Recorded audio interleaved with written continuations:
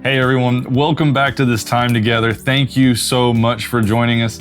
My name is Caleb and I'm here with none other than Chuck. Chuck, how you doing, man? I'm doing great. It's great to be here. Good. I'm glad you're here. You know, this is a kind of a unique one, a special one for us. It's Father's Day week. So we want to take some time and we want to speak directly to the fathers. We want to talk about being fathers. Yes. We're both fathers ourselves, and just unpack this idea of what it looks like to be a godly father in the midst of our lives. And we recognize that not everyone watching is a father, but the role of father is beyond, it's paramount.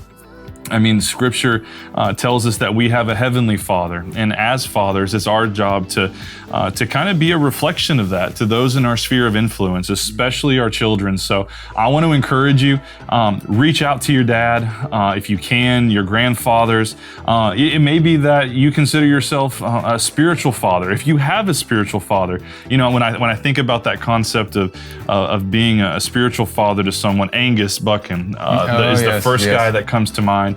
I forget how many spiritual sons he said he has, but he's invested in these men in their spiritual journey, and I know many of you do as well, so thank you so much. But some of the ideas that I wanted to unpack today come directly from a sermon that Pastor Allen gave about a month ago or so. The sermon date was May 4th, so you can go to the YouTube page and look this up. All the notes and everything will be there for you, but it's entitled Ideas, Understanding, and Revelation, Sovereignty of God and Gender. And it talks a lot about men, husbands, fathers, fatherhood, but there is a section of the sermon that I want to kind of hone in on, and it talks about being a priest, a protector, and a provider. I think a lot of us are familiar with the biblical mandate for men, for fathers to be prophet, priest, and king, but this unpacks it a little bit more. Pastor didn't go into the prophet side in this setting, this teaching, but basically the role as a prophet is that we are supposed to be God's voice to our wives, to our children, to our families. We're speaking on God's behalf, just as the prophets in the Old Testament did to the people of Israel, the nation of Israel. And I think something that's really important that we hone in on right there, and again, it goes back to being that reflection of God to our families, is that if we don't know God, we can't reflect Him. If we don't know His Word, we can't speak on His behalf. That's so true. So if we're going to fulfill this role as prophet, then we need to be spending time with Him. We need to be spending time in the Word. That way we can be the intermediary of, hey, this is what God has revealed to me for our family, and this is how I'm going to lead it. So the role of prophet is important. You get priest, and that's kind of the inverse. So again, you look at the Old Testament, the priest would represent the people before God. So when they had the temple, they had very strict regulations on how this would occur. You could only go into the Holy of Holies on a specific day, and they had to tie a rope around your ankle to make sure that you would come back out. But it's representing the people to the Lord. And again, as men, as husbands, as fathers, that's our responsibility. When there is a hurt, when there is sorrow, when there is anger, when there is guilt, shame, whatever it is that might be presenting itself in the midst of the family unit, it's our job to go to the Lord and beseech Him for His guidance, for His wisdom, for His strength, for His healing, for our families. So we have those roles, and then you have the role of king. We're called to be king of our homes, king of our families, and you can kind of break that down into the protector and the provider. We're called to protect. Again, you think about the kings of Israel. They were called to defend the nation against foreign invaders, against different tribes. And so, there is very much a physical protection, but there's also a spiritual element to that as well. And then you have provider. To make sure that your family is cared for, that they are fed physically, that their needs are met. But again, they have spiritual needs as well. They need attention. They need guidance. Our children need nurturing and maturing. And so all of these, it's a tall task. It's a lofty assignment, but God wouldn't have bestowed it upon us if we couldn't fulfill it. And so what an encouragement to know that God has given us everything we need to carry this out in our lives lives, in our homes, with our families. So don't grow tired and weary. I'm there. The late nights, the sleepless night. There's so many things that comes with fatherhood. But we've been entrusted to lead our families and to lead our children, and it's our responsibility. We can't offload that. It's not.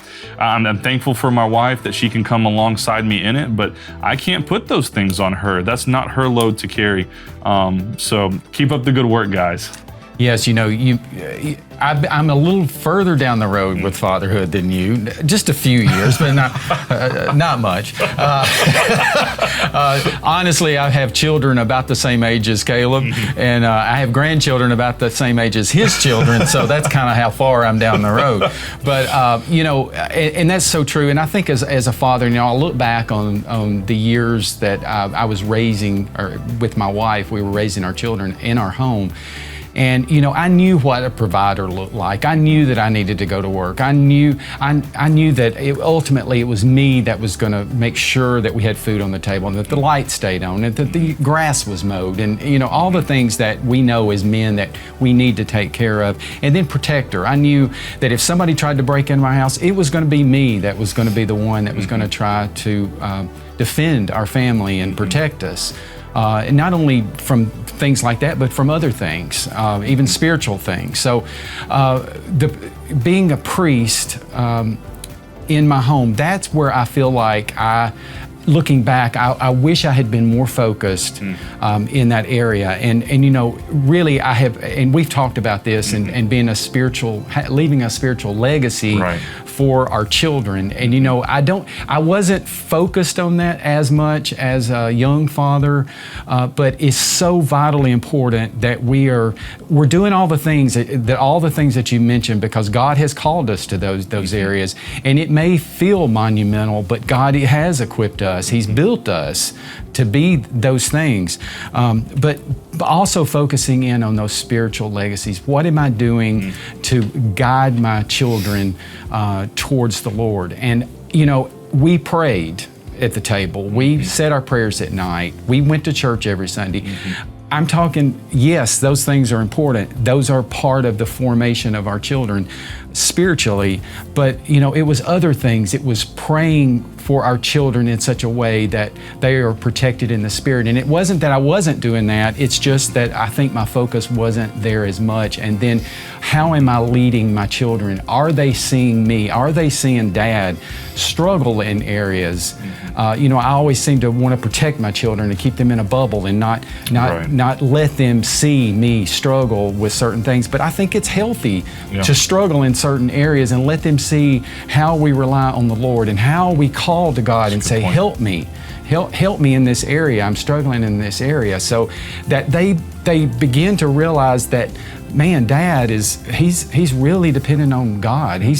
God is present in him. He's relying on him. He's praying to him, and he's not just saying this on Sunday and all the things. He's actually living that out spiritually. So I think if I can leave new dads today, with anything, it is that you stand, and I want to do this in front of my grandchildren. Absolutely. It's not just my children, but I want to stand in front of my grandchildren, and let them see they call me Bubba, but let them see Bubba rely on the Lord and to pray to the Lord. So that's what I would leave my children and my grandchildren as far as a spiritual legacy. That's so good. As you were sharing that, I was thinking about a man in my life, a dear friend. I would consider him a mentor. I would consider him to be a second dad. In seasons of life, he has had a role in speaking to my spiritual formation. But he received a diagnosis that was very bleak, and through that, the Lord has really met him and grown him in his faith in some really unique and powerful ways. And I was lucky enough to be able to have kind of a firsthand, be able to watch that firsthand. And his son and I are best friends, and so we're watching him in his spiritual formation, and we're learning from that. We're grasping that. But in the midst of that, we looked at each other. My friend and I, we looked at each other, and we said, okay, so his dad was in his 60s, and we're in our 30s, and now we're learning from where he is in his 60s and our 30s, and we're like, man, I wish I had learned this when I was in my teens and younger. And so we were able to identify that, hey, we need to take what we're learning now, and we need to be applying it to our children even now, so that they're receiving this formation at even a younger age. And that, again, that leaving that spiritual legacy.